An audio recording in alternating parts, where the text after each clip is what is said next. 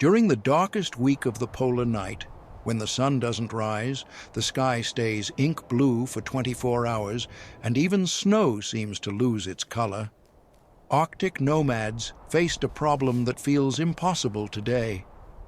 How do you keep a tent bright when the world outside is pure darkness? Modern campers struggle to keep a headlamp alive for a single night in 40-degree cold, yet Inuit, Sámi, and Nenets families lit entire winter homes for months using nothing but stone, bone, and the fat of the animals they hunted. Inside a conical tent, shaped to catch every glint of light, they carved soapstone into crescent lamps, fed them with seal or reindeer fat, and trimmed moss wicks with millimeter-level precision to stop smoke before it formed. The hide walls themselves glowed, thin enough to let light through, thick enough to trap heat, turning a frozen shelter into a warm, steady lantern on the tundra. How did Arctic nomads engineer winter tents that stayed bright through the longest darkness on Earth?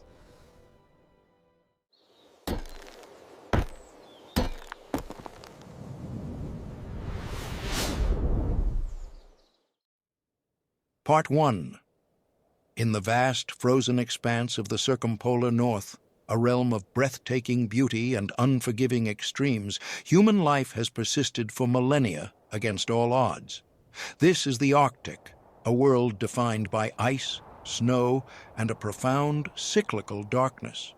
For several months each year, from mid-November to late January, the sun disappears below the horizon, plunging the landscape into a state of perpetual twilight known as the polar night. In Utqiagvik, Alaska, the northernmost town in the United States, the sun sets in November and does not rise again for over 60 days. This is a world where survival is an art form, a delicate dance between human ingenuity and the raw power of nature. The indigenous peoples of this region, the Inuit of North America and Greenland, the Sámi of northern Scandinavia, and the Nenets, Khanty, and Evenks of Siberia, are the masters of this art. For thousands of years they have not just endured the polar night, they have created a vibrant and resilient culture within it, a testament to their deep understanding of the Arctic environment. The story of their survival is written in the very fabric of their homes. The traditional winter dwellings of these nomadic peoples were not static structures of wood and stone, but mobile, adaptable tents designed to be erected and dismantled with the changing seasons. The Sámi lavu, the Siberian chum, and the Inuit tupik were more than just shelters. They were sophisticated pieces of technology, engineered to provide warmth, comfort, and, most remarkably, light in the heart of the polar night. The challenge was immense. With no natural sunlight for months on end, and with temperatures plummeting to 50 degrees Celsius, the interior of a tent could easily become a dark, frozen tomb. Yet the Arctic nomads designed their tents in such a way that they remained bright and welcoming, even during the darkest days of winter. This was not achieved through magic or mystery, but through a profound understanding of materials, a mastery of design, and a deep connection to the natural world. The first millennium AD saw the refinement of these tent designs as nomadic peoples perfected their construction techniques and material choices. The 10th century was a period of significant cultural development among Arctic peoples, with distinct regional variations in tent design emerging. The 13th century saw the expansion of trade networks, which brought new materials and ideas to the Arctic, but the basic principles of tent design remained unchanged. The 16th century was a period of increased contact with Europeans, which brought both new opportunities and new challenges for Arctic peoples. The 18th century saw the beginning. The story of how Arctic nomads designed winter tents that stayed bright inside during the polar night is a story of human ingenuity at its most profound. It is a story of how a deep understanding of natural materials, combined with a mastery of design and a respect for the environment, can create solutions that are both elegant and effective. It is a story that has much to teach us about how to live in harmony with our planet and how to find light in the darkest of places. The 1900s saw the beginning of the end for many traditional practices, but the knowledge was not lost. The 1950s saw a renewed interest in preserving traditional cultures. The 1970s saw the rise of indigenous rights movements, which sought to protect and promote traditional knowledge. The 1990s saw the establishment of the Arctic Council, an intergovernmental forum that promotes cooperation and coordination among the Arctic states and indigenous communities. The 2000s has seen a growing recognition of the value of traditional ecological Part 2. The traditional winter tent of the Arctic Nomads was a masterpiece of design, a structure that was both simple and sophisticated, elegant and efficient. The most common form was the conical tent, known as the chum in Siberia and the lavu among the Sámi people. The frame of the tent was made from wooden poles, which were arranged in a circular cone and tied together at the top. The number of poles varied depending on the size of the tent, but a typical family tent would have 20 to 30 poles. The poles were made from larch or spruce, which were strong, lightweight, and resistant to decay.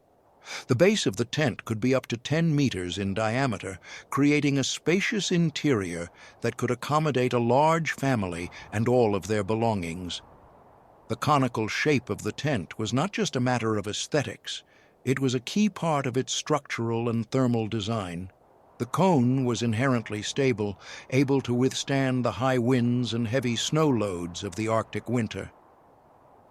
The sloped walls also helped to shed snow. The cover of the tent was traditionally made from reindeer hides, which were sewn together to create a large, waterproof and insulating blanket. A typical tent would require 40 to 50 reindeer hides, which were carefully selected and prepared. The hides were scraped clean of all flesh and fat, and then they were tanned using a traditional process that involved smoking them over a fire. This process made the hides soft, pliable, and resistant to decay. The hides were then sewn together using sinew, which was strong, durable, and waterproof. The seams were carefully overlapped and stitched to create a watertight seal. The reindeer hide cover was not just a passive barrier against the elements. It was an active part of the tent's thermal and lighting system. Reindeer hide has a unique combination of properties that make it ideal for use in an Arctic tent. It is an excellent insulator with a thick layer of hollow hairs that trap air and prevent heat from escaping. It is also waterproof, shedding rain and snow. The interior of the tent was as carefully designed as the exterior. The floor was covered with a layer of spruce boughs, which provided insulation and a comfortable living surface.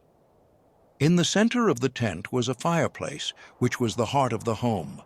The fireplace was typically a simple pit in the ground, which was lined with stones. The fire was kept burning day and night, providing a constant source of heat and light. The smoke from the fire rose up to the peak of the tent and escaped through a hole in the roof. The interior of the tent was divided into different zones, with the area around the fire being the warmest and most active part of the house. The sleeping areas were located around the perimeter of the tent, where it was cooler. The entrance to the tent was typically a simple flap of reindeer hide, which could be closed to keep out the cold. The 1900s saw the introduction of new interior features, such as wooden floors and iron stoves, but the basic layout of the tent remained unchanged. The Part 3. The polar night, a period of 24-hour darkness that descends upon the Arctic each winter, presents a profound challenge to human life. With no natural sunlight for months on end, the world is plunged into a state of perpetual twilight, a landscape of muted colors and long shadows. In this environment, the ability to create and control light is not just a matter of convenience, it is a matter of survival.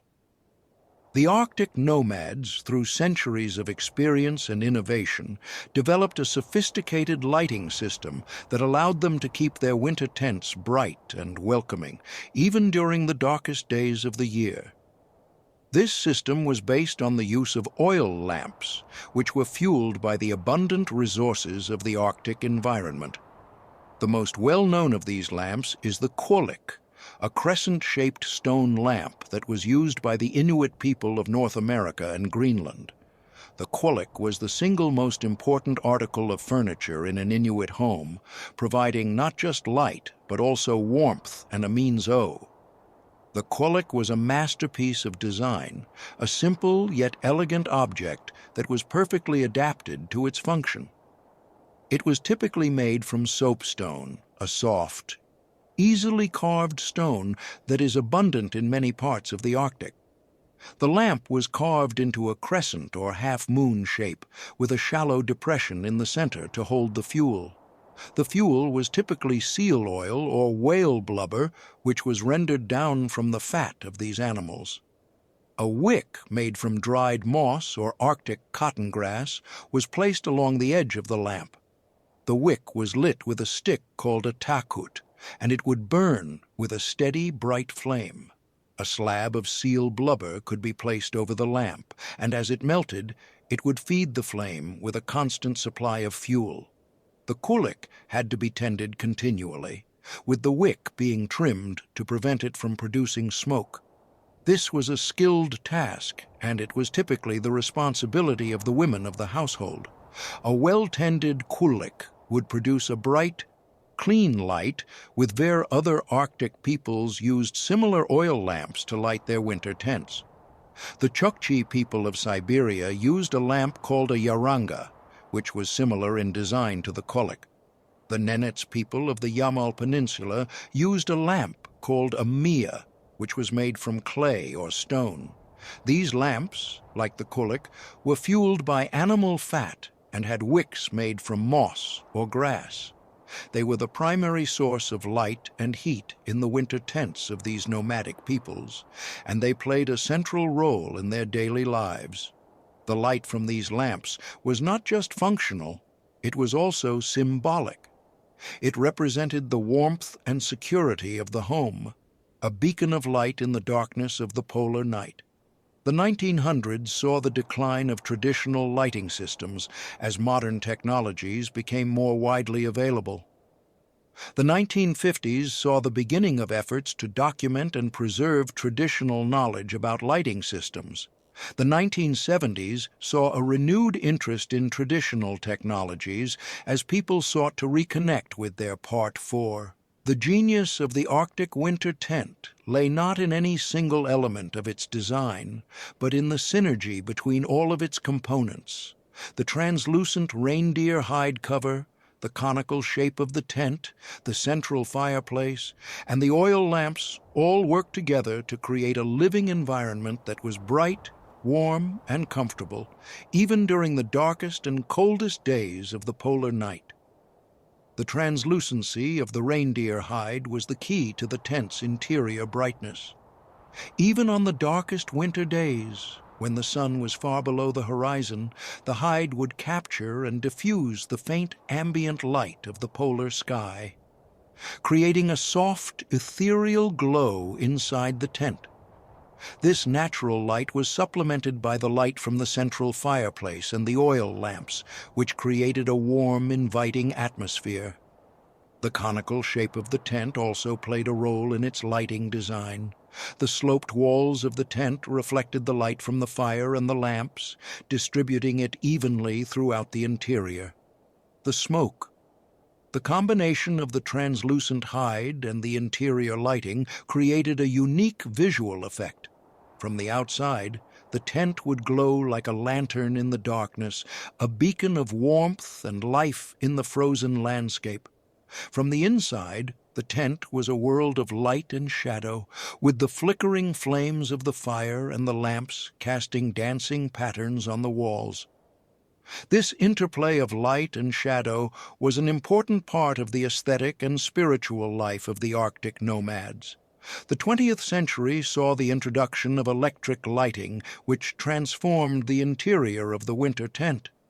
But many people continued to use traditional lighting systems, recognizing their cultural and spiritual significance.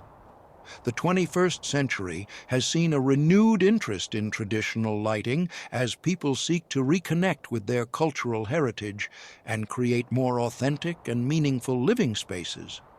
The thermal design of the tent was as sophisticated as its lighting design. The conical shape of the tent, the insulating properties of the reindeer hide, and the central fireplace all worked together to create a highly efficient heating system.